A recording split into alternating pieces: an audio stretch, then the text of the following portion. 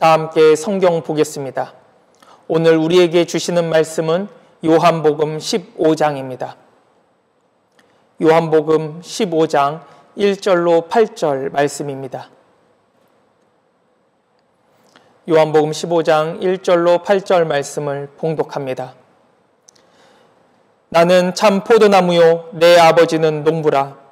물은 내게 붙어 있어 열매를 맺지 아니하는 가지는 아버지께서 그것을 제거해 버리시고 무릇 열매를 맺는 가지는 더 열매를 맺게 하려 하여 그것을 깨끗하게 하시느니라. 너희는 내가 일러준 말로 이미 깨끗하여 졌으니 내 안에 거하라. 나도 너희 안에 거하리라. 가지가 포도나무에 붙어 있지 아니하면 스스로 열매를 맺을 수 없음 같이 너희도 내 안에 있지 아니하면 그러하리라. 나는 포도나무여 너희는 가지라. 그가 내 안에 내가 그 안에 거하면 사람이 열매를 많이 맺나니 나를 떠나서는 너희가 아무것도 할 수 없음이라. 사람이 내 안에 거하지 아니하면 가지처럼 밖에 버려져 마르나니 사람들이 그것을 모아다가 불에 던져 사르느니라. 너희가 내 안에 거하고 내 말이 너희 안에 거하면 무엇이든지 원하는 대로 구하라. 그리하면 이루리라. 너희가 열매를 많이 맺으면 내 아버지께서 영광을 받으실 것이요 너희는 내 제자가 되리라. 아멘. 오늘 함께 나눌 말씀의 제목은 열매 맺는 가지입니다. 오늘 말씀을 통해서 우리 모두가 열매를 맺는 기쁨이 넘치는 신앙생활이 되시길 간절히 소망합니다. 신앙생활을 하면서 많은 성도들이 또 믿는 모든 사람들이 고민하는 것 중에 하나가 바로 거룩입니다. 거룩은 다른 말로 구별된 삶을 말합니다. 세상과 구별된 삶을 살아가는 것이 바로 거룩입니다. 그런데 이 거룩한 삶을 살아가는 것이 참으로 어렵습니다. 저 또한 그렇습니다. 세상 가운데서 거룩함을 지키고 하나님의 백성으로 살아가는 것이 결코 쉽지 않습니다. 그렇다고 포기하고 싶다고 포기할 수 있는 일은 결코 아닙니다. 하나님께서 이스라엘 백성들을 선택하시고 그들에게 이렇게 명령하셨습니다. 내가 거룩하니 너희 또한 거룩하라. 이 말씀은 명령입니다. 이 말씀을 들을 때 어떤 마음이 드십니까? 아마 이런 의구심이 들 겁니다. 어떻게 연약한 인간이 하나님과 같이 거룩해질 수가 있는가? 이 거룩을 정말 이룰 수 있는가? 마음 한편이 답답하고 무거워집니다. 하나님께서 이스라엘 백성들에게 내가 거룩하니 너희 또한 거룩하라고 했을 때 이것은 명령이라는 사실을 잊어서는 안 됩니다. 내가 하고 싶을 때 하고 하기 싫을 때 안 하고 내가 못한다고 거부하고 할 수 있다고 받아들이는 것이 아닙니다. 명령은 말 그대로 해야 하는 것입니다. 하나님께서 이스라엘 백성들에게 내가 거룩하니 너희 또한 거룩하라고 하셨을 때 이 거룩을 이루기 위해서 최소한의 방법을 알려주셨습니다. 그것이 바로 계명과 율법입니다. 이스라엘 백성들은 이 계명과 율법을 지키면서 세상 사람들과 다른 삶을 살게 된 것입니다. 구별된 삶을 살기 시작했던 것이죠. 이 계명과 율법은 하나님의 뜻이 담겨 있고 하나님의 방법이 담겨 있습니다. 그래서 이 계명대로 지키면서 이방인들과는 전혀 다른 삶을 살게 된 것입니다. 그런데 이스라엘 백성들이 이 계명과 율법을 오랫동안 지켜오면서 가장 중요한 계명과 율법의 근간을 잃어버리게 됩니다. 모든 계명의 가장 근간은 하나님 사랑과 이웃 사랑입니다. 이 하나님 사랑과 이웃 사랑을 이룬 것이 모든 율법의 완성이라고 예수님께서 말씀하셨습니다. 그런데 이 하나님 사랑과 이웃 사랑은 마음이 없이는 할 수가 없습니다. 그런데 이스라엘 백성들이 이 마음을 잃어버린 채 형식적으로 율법과 계명을 지키게 됩니다. 그 모습이 잘 드러난 게 바로 사사기입니다. 사사기는 이스라엘 백성들이 출애굽하여서 가나안 땅에 정착하고 난 뒤에 그들의 삶의 모습을 잘 보여줍니다. 그들의 삶의 모습을 보면은 오랜 시간이 흘러서 하나님의 율법과 계명을 지키고 있었지만 그럼에도 불구하고 그들은 거룩함을 상실한 채 신앙생활을 하게 됩니다. 어떻게 하나님의 계명과 율법을 지킴에도 불구하고 거룩함을 상실하게 된 것입니까? 그들이 그 마음 가운데 하나님 사랑과 이웃 사랑을 잃어버렸기 때문에 사사기에 보면은 그들이 집 안에서는 우상을 섬기고 또 이방인과 같이 이방 신들에게 풍요와 축복을 구하는 장면들이 여러 번 나옵니다. 하나님 사랑과 이웃 사랑이라는 율법의 근간을 잃어버리면 이처럼 형식만 남은 메마른 신앙생활을 하게 되는 것입니다. 하나님께서 원하시는 거룩함, 세상과 구별된 모습이 사라진 것이 바로 이 시대의 이스라엘의 모습인 것입니다. 그런 이스라엘의 모습이 신약이 와서까지 계속적으로 반복이 됩니다. 그 가운데, 그들의 삶 가운데 예수님께서 오셔서 율법을 완전하게 하셨습니다. 예수님께서는 이렇게 말씀하십니다. 내가 율법이나 선지자를 폐하러 온 줄로 생각하지 말라. 폐하러 온 것이 아니라 온전하게 하려 함이라. 예수님께서 이 땅에 오신 가장 큰 이유는 죄와 사망에서 우리를 구원하시는 것입니다. 이 죄와 사망에서 우리를 구원하시기 위해서 하나님의 율법과 계명을 온전하게 이루어야만 하셨습니다. 예수님께서는 어떻게 이 율법과 계명을 온전하게 이루셨습니까? 예수님께서는 십자가와 부활을 통하여서 이 계명을 온전하게 이루셨습니다. 사람은 아무리 율법과 계명을 온전하게 이루려고 해도 그 계명을 이룰 수가 없습니다. 계명에 너무 많은 그 계명들을 하나하나 다 지킬 수가 없는 것이죠. 그런데 예수님께서는 하나님 사랑을 십자가의 희생을 통하여서 우리에게 증명하셨습니다. 또 부활을 통하여서 우리와 함께 하심으로 이웃 사랑을 증거하셨습니다. 뿐만 아니라 공생의 가운데 함께 하시면서 하나님 사랑과 이웃 사랑의 실천적인 모습의 본을 우리에게 보여주셨고 그 모습이 말씀을 통하여 우리 가운데 여전히 남아 있습니다. 그래서 우리는 예수님을 믿음으로 율법을 이룬 것이고 예수님을 믿음으로 율법의 완성된 자가 된 것입니다. 그래서 예수님을 닮아가는 것, 세상과 구별된 것, 그것을 성화라고 말합니다. 이 성화를 성도들은 이루어 가야 합니다. 예수님을 닮아가는 것은 모든 성도들이 평생 바라고 이루어 가야 하는 일입니다. 그런데 예수님을 닮아가는 일이 결코 쉽지가 않습니다. 마치 세상 가운데 거룩한 삶을 사는 것과 마찬가지입니다. 예수님을 닮아 거룩한 삶을 살려고 결단하고 부단히 노력하지만 어느 순간 다시 죄된 옛 습성의 모습으로 돌아가는 우리 자신을 보게 됩니다. 사도 바울도 이런 어려움을 겪었습니다. 그는 이렇게 말합니다. 내 속사람으로 하나님의 법을 즐거워하되 내 지체 속에서 다른 법이 내 마음의 법과 싸워 내 지체 속에 있는 죄의 법으로 나를 사로잡는 것을 보는도다. 사도 바울이 말하고 있는 하나님의 법은 거룩한 삶을 뜻합니다. 성도는 하나님의 말씀을 따라 거룩한 삶을 살기를 스스로가 원합니다. 우리 모두가 다 원합니다. 문제는 육체입니다. 이 육체의 정욕은 우리의 마음이 원하는 거룩한 삶을 살지 못하게 방해를 합니다. 그래서 육체는 죄의 법을 따라 사는 것을 더욱더 즐거워합니다. 그래서 사도 바울은 오호라 나는 공고한 사람이로다. 이 사망의 법에서 이 사망의 몸에서 누가 나를 건져내랴. 사망의 몸, 우리의 몸에 있는 이 육체의 정욕이 우리를 사망으로 끌고 간다는 것이죠. 사도 바울의 신앙적 고민은 우리 모두가 겪는 고민입니다. 문제는 이런 고민이 점점 무뎌져서 거룩하고 구별된 삶을 잃어버린 신앙생활을 하게 된다는 것입니다. 제가 대학교 때 학과 교수님들과 학생들과 함께 MT를 갔던 적이 있습니다. 그때 학년 학과 대표로 교수님들과 함께 저녁 자리의 모임에 참여하게 되었습니다. 이런 기회가 흔하진 않은데 그때 그 기회를 얻게 되었습니다. 교수님들과 학년 대표들이 모여서 이런저런 대화를 하고 조언을 구하고 또 유익된 말씀을 듣는 가운데 항상 빠지지 않는 것이 바로 술이었습니다.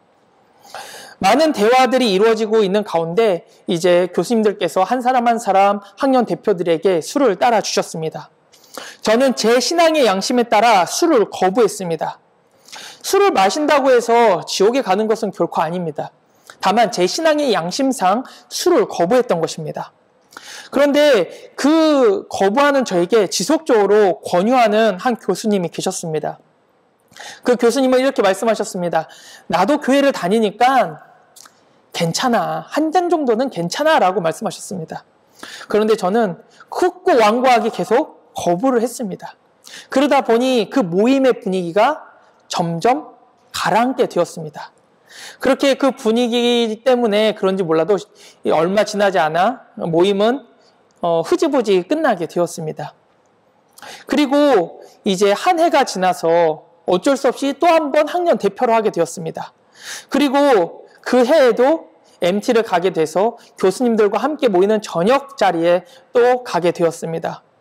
교수님들과 다시 한번 이런저런 대화를 하고 있는 중에 한 교수님이 또 학생들에게 술을 따라줬습니다. 그리고 제 차례가 되었습니다. 무거운 마음을 안고 이제 또 거부하려고 하는데 작년에 저에게 술을 권했던 교수님이 막아서시면서 이 학생에게는 술을 따르지 말라고. 당신이나 나나 가짜 그리스도인이지만 얘는 진짜라고. 그러니까 사이다 따라주라고. 그러면서 사이다를 따라주셨습니다. 저는 이 교수님의 말을 듣고 참 깜짝 놀랐습니다. 제가 깜짝 놀란 이유는 저에게 술을 따라주려고 했던 분이 또 교회를 다니는 분이고 또 막으셨던 분도 교회를 다녔기 때문이 아니라 이분이 하신 말 때문에 그랬습니다. 우리는 가짜 그리스도인이지만 얘는 진짜 그리스도인이야. 마치 예수님을 닮아가기를 포기한 것처럼 자신을 가짜라고 표현하는 그 말의 그 언행이 너무나도 안타깝고 깜짝 놀라게 했던 것입니다. 우리가 예수님을 닮아가려고 노력하면 이런 말은 하지 않을 것입니다. 우리가 예수님을 닮아가려고 아둥바둥하고 몸부림치면은 힘들긴 하지만 참된 그리스도인으로서 달려가고 있다는 안위는 얻을 것입니다. 하지만 참된 그리스도인으로서 살아가려고 하는 그 노력을 포기하게 되면은 스스로 가짜 그리스도인이라고 말하는 것을 서슴없이 행하게 됩니다. 이런 모습은 마치 메마른 가지와 같습니다. 성경에서는 메마른 신앙생활을 메마른 가지로 표현하고 예수님을 닮아가는 신앙생활을 열매 맺는 가지로 표현합니다. 메마른 가지는 열매를 맺는 기쁨, 열매를 추수하는 기쁨을 얻을 수가 없습니다. 무미건조한 신앙생활하는 메마른 가지가 될 뿐입니다. 성도님들은 어떠십니까? 예수님을 닮아 거룩하고 구별된 삶을 살아가고 계십니까? 아니면 메마른 가지처럼 형식적인 신앙생활을 하고 계십니까? 예수님을 닮아가면 닮아갈수록 참된 제자는 열매를 맺게 됩니다. 이 열매는 우리 안에서 주님께서 주시는 놀라운 기쁨으로 다가옵니다. 오늘 말씀을 통해 우리 모두가 열매 맺는 기쁨을 누리는 신앙생활이 되기를 바랍니다. 먼저 신앙생활의 열매 맺는 방법을 살펴보겠습니다. 예수님께서는 포도나무와 농부의 비유로 열매 맺는 방법을 설명하고 계십니다. 본문을 보면 참 포도나무를 예수님을 가리키고 농부를 하나님으로 말씀합니다. 가지는 모든 믿는 성도를 의미합니다. 그리고 2절에서 우리의 마음을 두렵게 하는 말씀을 하십니다. 내게 붙어 있으면서도 열매 맺지 못하는 모든 가지를 잘라버리시고 열매 맺는 모든 가지도 가지치게 하셔서 더 많은 열매를 맺도록 손질하신다라고 말씀합니다. 이 말씀이 두려운 이유가 무엇입니까? 예수님을 믿는다고 말하지만 열매를 맺지 못하면 그 가지를 잘라버리시겠다고 하는 그 말씀 때문입니다. 이 말씀의 뜻이 무엇입니까? 열매 없는 성도를 구원의 자리에서 제하여 버리겠다라는 의미입니다. 열매 좀 없다고 살아가는 성도를 구원의 자리에서 잘라버리신다는 이 말씀이 너무나도 매정하게 들릴 수도 있습니다. 그러나 이런 말씀을 하신 데는 분명한 이유가 있습니다. 구원은 믿는 자들을 통해서 이루어지는 것입니다. 믿는 자들만이 구원을 얻습니다. 그런데 마태복음 7장과 누가복음 6장에 보면은 그 열매로 그 사람의 믿음을 알 수 있다라고 말씀합니다. 가시나무에서 포도를, 엉겅퀴에서 무화과를 딸 수가 없습니다. 좋은 나무마다 아름다운 열매를 맺고 못된 나무는 나쁜 열매를 맺습니다. 예수님을 닮아가는 제자는 열매를 통하여서 그 제자의 삶을 증거하게 됩니다. 그런데 나쁜 열매를 맺을 뿐만 아니라 열매 자체를 맺을 수 없다면 예수님의 제자가 아니라는 것입니다. 요한복음 15장 8절에도 분명히 말씀합니다. 너희가 열매를 많이 맺으면 내 아버지께서 영광을 받으실 것이요 너희는 내 제자가 되리라 라고 말씀하셨습니다. 열매 없는 제자는 믿음의 성도라고 할 수가 없습니다. 믿는 성도는 열매를 통하여서 증거가 드러나야 하는 것입니다. 열매를 맺으면 제자라고 하신 말씀에는 열매를 맺지 못하면 제자가 아니라는 의미가 포함되어 있습니다. 내가 그리스도인이라고 말하고 주일 성수도 잘하고 새벽 예배도 드리고 각종 헌금을 다 드려도 예수님께서는 그 사람의 열매를 보고 그 믿음을 판단하시겠다는 것입니다. 그래서 거룩한 열매를 맺는 것, 그것은 참으로 중요한 일입니다. 이 말씀을 두려움으로 받고 자신의 열매를 살펴보아야 합니다. 이어서 열매 맺는 가지는 가지치기를 해서 더 많은 열매를 맺게 하신다고 말씀합니다. 본문의 가지치기 하다의 어원은 불순물을 제거하다라는 뜻입니다. 포도나무는 가지치기를 통해 더 많은 열매, 더 좋은 열매를 맺습니다. 이 과정은 포도나무에게 있어서는 고통스러운 과정일 것입니다. 하지만 꼭 필요한 과정입니다. 우리 또한 마찬가지입니다. 예수님을 닮아갈 때 우리 안에 있는 불순물들을 다 제거하기를 하나님께서는 원하십니다. 왜 그렇습니까? 하나님을 닮아가려고 할 때 우리 안에 있는 불순물들, 예를 들면 탐심, 시기, 정욕, 자기애와 같은 것들은 하나님을 닮아가고 거룩한 삶을 살려고 하는데 방해물이 되기 때문입니다. 그래서 우리가 맺는 열매가 더 풍성하고 아름답게 맺히려면 우리 안에도 가지치기가 필요한 것입니다.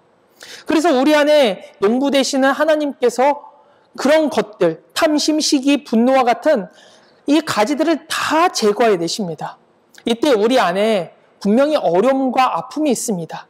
내가 가지고 있었던 원망, 다른 사람을 향하고 있는 시기, 이런 것들이 끊어내려고 하면 할수록 어떻게 보면 우리에게는 힘든 일이 됩니다. 그렇지 않습니까? 내가 용서할 수 없는 사람, 원망하는 사람을 용서하려고 할 때 얼마나 어렵습니까? 주님께서는 그 원망하는 마음, 용서할 수 없는 마음을 가지치게 하셔서 끊어내어서 예수님과 같이 용서하는 사람으로 우리를 닮아가게 하시는 것입니다. 이처럼 성도에게 열매 맺는 삶은 너무나도 중요합니다. 그러면 어떻게 열매를 맺을 수 있습니까? 지금부터 어떻게 열매 맺을 수 있는지를 살펴봄을 통하여서 지금 나에게 열매가 없다고 걱정하거나 근심하실지 말기 바랍니다. 오늘 말씀을 통해 우리에게 더욱더 풍성한 열매가 맺을 것이고 열매가 없다면 지금부터 하나님께서 알려주신 방법을 통해 열매를 맺으시면 되기 때문입니다. 본문 4절 말씀에 내 안에 거하라 나도 너희 안에 거하리라 가지가 포도나무에 붙어있지 아니하면 스스로 열매를 맺을 수 없음같이 너희도 내 안에 있지 아니하면 그러하리라. 가지가 열매를 맺는 방법은 오직 한 가지입니다. 나무에 붙어있는 것입니다. 나무에 붙어 있어야 뿌리로부터 공급되는 영양분이 가지에 와서 열매를 맺게 됩니다. 만약 가지가 나무에게서 떠나면은 어떻게 됩니까? 말라버리게 되는 것입니다. 너무 단순하고 너무나 상식적인 방법입니다. 그러나 이 단순하고 상식적인 방법을 우리는 하지 못할 때가 너무나도 많습니다. 많은 사람들이 자신의 힘과 노력과 지식과 능력으로 신앙생활을 하려고 합니다. 그로 인해서 많이 힘들어하고 어려워지고 낙담하고 좌절하고 또 무너지기도 합니다. 기독교는 자신의 힘으로 신앙생활을 하는 종교가 아닙니다. 기독교는 하나님께서 주시는, 예수님께서 주시는 은혜와 능력과 힘으로 신앙생활을 하는 종교입니다. 불교를 보십시오. 불교는 깨달음의 세계인 열반에 들기 위해서 번뇌를 끊고 해탈에 이르러야 합니다. 그 방법은 모두 개인의 능력과 재능과 노력에 달려 있습니다. 얼마만큼 수련하느냐, 얼마만큼 고행하느냐에 따라서 빨리 번뇌를 끊고 해탈에 이를 수 있다고 믿습니다. 그런데 이런 방법은 모든 사람에게 주어지는 공평한 구원의 방법이라고 할 수가 없습니다. 만약 다른 종교와 같이 기독교가 개인의 능력과 노력에 따라 구원을 받는다고 한다면 어떻게 되겠습니까? 그 사람의 학벌, 지식, 경험, 권력, 나이, 수행에 대한 깊이, 또 고행에 대한 깊이에 따라서 구원을 받는다면 우리는 구원을 받는 사람보다 구원을 못 받는 사람들이 더 많을 것입니다. 하나님께서는 모든 사람들이 구원에 이르길 원하십니다. 모든 사람이 거룩하게 되기를 원하시고 모든 사람이 예수님을 닮아 구별된 삶을 살기 원하십니다. 그래서 학벌이나 지식이나 경험이나 권력이나 나이에 상관없이 모든 사람에게 가장 적용되기 쉬운 방법, 가장 단순한 방법으로 우리를 거룩하고 열매 맺게 하십니다. 바로 예수님 안에 거하는 것입니다. 예수님 안에 거하는 것, 이것이 무엇입니까? 원어로 보면 예수님과 함께 하라는 것입니다. 어디에 있든지 무엇을 하든지 예수님과 함께 하는 것, 그것이 바로 열매 맺는 가지의 특성인 것입니다. 가지가 예수님께 붙어 있으면 열매를 맺습니다. 우리가 예수님께 붙어 있으면 열매를 맺습니다. 이것은 무엇을 하든 어디에 있든 예수님과 함께 하는 것을 뜻합니다. 그때 자연스럽게 예수님께서 우리 안에 열매를 맺게 하십니다. 한 예를 들어보면 좋을 것 같습니다. 우리가 밖에 나가서 일을 하거나 또는 어디를 간다고 했을 때 많은 사람들을 만나게 됩니다. 근데 많은 사람들을 만날 때 우리의 마음에 다 흡족하게 대화가 이루어지지 않을 때가 더 많습니다. 나의 마음을 어렵게 하거나 또는 힘들게 하거나 상처를 주거나 괴롭게 하는 관계들도 있습니다. 그럴 때 우리가 만약에 우리 마음대로 우리의 뜻대로 관계를 맺어간다면 어떻게 할까요? 그런 사람들은 그냥 쉽게 끊어낼 것입니다. 하지만 우리가 예수님과 함께 동행하고 예수님과 함께 살아갈 때 그런 사람들을 만날 때 쉽게 그들을 포기하지 않게 됩니다. 그들도 예수님이 사랑하는 존재로 바라보게 되고 그들에게도 복음이 필요하다는 것을 알게 됨으로써 그들에게 사랑을 전하는 데 힘쓰게 됩니다. 우리 안에 예수님께서 그것을 원하시고 그렇게 하도록 우리를 이끌어 가시기 때문입니다. 그러면 결국 우리는 전도의 열매를 맺게 되고 한 영혼을 구원하는 열매를 얻게 되어서 기쁨을 누리게 되는 것입니다. 그렇기 때문에 우리는 자연스럽게 열매를 맺게 됩니다. 우리 안에 있는 예수 그리스도, 우리가 예수님 안에 거하고 예수님이 우리 안에 거하기 때문에 예수님의 뜻대로 살아가게 되어서 열매 맺는 삶을 살게 되는 것입니다. 5절 말씀에도 동일하게 말씀합니다. 나는 포도나무여 너희는 가지라. 그가 내 안에 내가 그 안에 거하면 사람은 열매를 많이 맺나니 나를 떠나서는 너희가 아무것도 할 수 없음이라. 성도는 예수님과 함께 할 때 열매를 맺고 예수님을 떠나서는 열매를 맺을 수가 없습니다.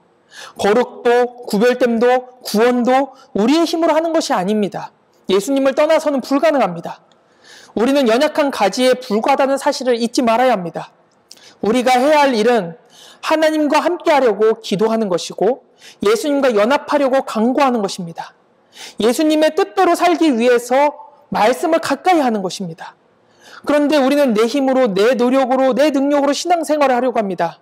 그래서 우리는 메말라 가는 것입니다. 우리는 유한한 존재이기에 언젠가 우리의 힘이 다하고 더 이상 노력할 수 없는 상태가 되고 능력의 한계도 오게 됩니다. 그러면 신앙생활이 어떻게 되겠습니까? 메마른 가지처럼 떨어져 나가버리게 되는 것입니다. 우리는 메마른 가지가 되지 않기 위해 언제나 하나님의 능력 안에서 공급을 받아야 합니다. 주님께서 매일매일 주시는 새로운 능력으로, 힘으로 살아가야 하는 것입니다. 예수님을 만난 사람들을 보십시오. 시련과 어려움을 겪은 사람들이 예수님을 만나는 경우들이 참 많습니다. 왜 그렇습니까? 이전에는 내 능력과 내 지식으로 살아왔고 견뎌왔고 이겨내왔다가 그 능력과 지식이 아무런 도움이 되지 않는다는 것을 깨달았을 때 하나님을 찾고 붙들게 됩니다. 마치 절벽에서 지푸라기라도 잡는 심정으로 예수님을 붙잡게 되어서 예수님을 만나게 되고 그 도우심을 경험하게 되는 것입니다. 힘도 능력도 주님의 강함 앞에서는 한낱 먼지에 불과합니다. 우리는 우리의 능력과 힘을 의지하기보다는 언제나 하나님과 함께하여서 주님께서 주시는 은혜와 능력으로 살아가려고 노력해야 됩니다. 그것이 주님과 동행하는 신앙의 기본적인 본질입니다. 이 사실을 잃어버리면 어떻게 됩니까? 예수님께서 다시 한번 경고의 말씀을 6절에 하십니다. 사람이 내 안에 거하지 아니하면 가지처럼 밖에 버려져 마르나니 사람들이 그것을 모아다가 불에 던져 사르느니라. 메마른 가지가 되어 아궁이에 던져지는 처지가 되지 말아야 합니다. 그렇다면 우리는 어떻게 열매를 맺어야 합니까? 우리가 지금 열매를 맺고 있다는 것을 어떻게 알 수 있습니까?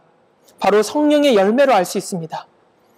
사랑, 희락, 화평, 오래 참음, 자비, 양성, 충성, 온유, 절제. 성령의 열매는 변화된 삶의 증거입니다. 바로 참된 제자의 증거입니다. 우리가 예수님을 닮아가며 하나님 나라를 확장하고 세상 속에서 빛과 소금으로 살아가도록 성령께서 우리에게 열매를 맺게 하시는데 그것이 바로 성령의 열매인 것입니다. 지금 나는 어떤 성령의 열매를 맺고 있습니까? 또 어떤 성령의 열매를 맺어가고 계십니까? 우리는 이런 고민을 해야 합니다. 나는 지금 어떤 성령의 열매를 맺고 있는지, 어떤 성령의 열매를 맺어가고 있는지 살펴봄으로써 우리가 메마른 가지가 되고 있는 것은 아닌지를 경계해야 합니다. 예수님과 함께하고 연합하는 것, 그것이 우리가 성령의 열매를 맺는 유일한 방법입니다. 그런데 예수님과 함께하고 연합하는 것이 뜬구름 잡는 소리처럼 들리기도 합니다. 하지만 절대 그렇지 않습니다. 말씀을 믿음으로 받고 순종하고 기도로 하나님의 뜻을 구하며 간구하는 삶이 예수님과 함께하는 것이고 연합하는 것입니다. 예수님을 믿기 전에는 내가 나의 삶의 주인이어서 내 뜻대로 내 마음대로 했다면 예수님을 믿고 나서는 나의 삶의 주인이 예수님이 되었습니다. 그래서 예수님께서 나의 삶 가운데 주관하시고 함께하시고 인도하시면서 풍성한 열매를 맺게 하시고 성령의 열매를 우리 안에 맺게 하시는 것입니다. 하나님께서는 이처럼 우리에게 가장 단순하고 쉬운 방법을 통하여서 열매를 맺게 하십니다. 우리에게 어려운 고행이나 수행을 하라고 하지 않으십니다. 모든 인류가 예수님과 연합하고 함께할 수 있도록 오라고 하십니다. 너무나도 단순하게 나에게 오라고 하십니다. 내 안에 거하라고 하십니다. 우리는 이 방법을 통해서 열매 맺는 기쁨을 누릴 수 있습니다. 예수님께서 주시는 은혜로 말미암아 풍성한 열매 맺는 신앙생활을 하게 되는 것입니다. 이 기쁨은 말로 표현하기가 어렵습니다. 생명력이 넘치는 신앙생활이고 불꽃같이 타오르는 열정적인 신앙생활입니다. 활력이 넘치는 신앙생활을 하게 됩니다. 뿐만 아니라 하나님께 영광이 되는 신앙생활을 하게 됩니다. 본문 8절에도 분명히 말씀합니다.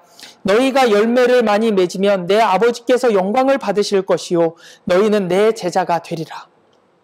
하나님께 영광을 올려드리는 신앙생활을 하기 원하십니까? 기쁨이 넘치는 열매 맺는 신앙생활을 하기 원하십니까? 예수님 안에 거하십시오. 예수님과 함께 하십시오. 예수님과 연합하십시오. 예수님과 동행하십시오. 무엇을 하든지 어디에 있든지 항상 예수님의 주인이 되게 하십시오. 그것이 바로 동행이고 연합이고 함께하는 것입니다. 예수님을 닮아가고 구별된 삶 속에 풍성한 열매를 맺게 하시는 분은 예수님이십니다. 성령의 열매, 전도의 열매, 거룩의 열매, 순종의 열매, 이 모든 열매는 예수님 안에서 우리에게 주어지는 것입니다. 그러니 우리가 힘쓸 건 오직 하나, 기도와 말씀과 순종과 주님 안에 거하는 것. 이것을 행하십시오. 주님께서 그때에 열매를 맺게 하십니다. 이 열매로 주님께 영광을 올려드리지는 신앙생활, 사역, 그 모든 것을 행하시길 바랍니다. 다 함께 기도하겠습니다. 사랑과 은혜가 충만하신 하나님 아버지, 오늘 우리에게 귀한 말씀을 주시고 예수 그리스도 안에서 참된 열매 맺는 삶을 살도록 인도하여 주심에 감사드립니다. 주님, 저희는 아무것도 할 수 없는 연약한 가지입니다. 주님과 함께할 때만 풍성한 열매를 맺을 수 있음을 깨닫습니다. 이제 우리에게 성령의 열매와 더불어 풍성한 열매를 맺어 주님을 닮아가는 제자의 증거를 드러내게 하여 주시옵소서. 메마른 가지가 되어 아궁이에 던져지지 않게 하옵시고 풍성한 열매로 말미암아 기쁨이 넘치는 신앙생활이 되게 하옵소서. 거룩하고 구별된 성도로서 열매 맺는 은혜를 더하여 주시기를 원하오며 예수님의 이름으로 기도하옵나이다. 아멘.